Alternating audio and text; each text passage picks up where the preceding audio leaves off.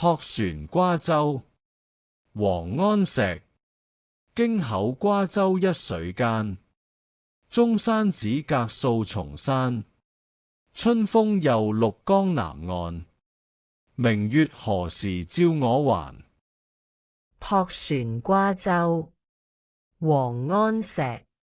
京口瓜洲一水間，中山子隔數重山。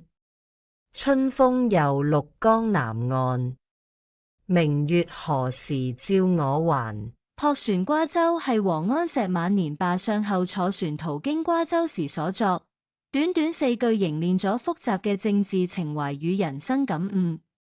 詩中京口瓜洲一水間，以地理嘅鄰近，即係僅一江之隔，對比心理嘅遙遠，暗喻佢自己雖接近朝廷，卻已身處權力邊緣。中山子隔數重山，更以故鄉中山為寄託，流露去國懷鄉嘅雙重惆悵。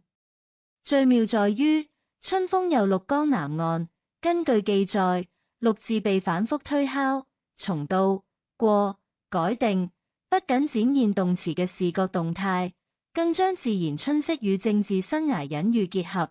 春風年復一年歸來，而改革理想能否再有生機？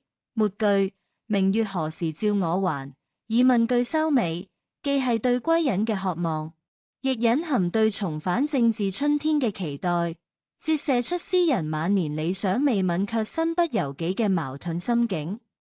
此詩可以視為王安石詩意言志嘅典範，語言簡淨而意蘊層層，短短28字中，地理、自然、政治與人生哲思渾然交融。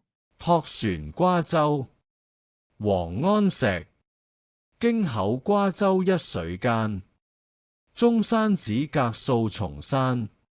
春風又綠江南岸，明月何時照我還。泊船瓜洲，王安石。京口瓜洲一水間，中山子隔數重山。春風又綠江南岸，明月何時照我還。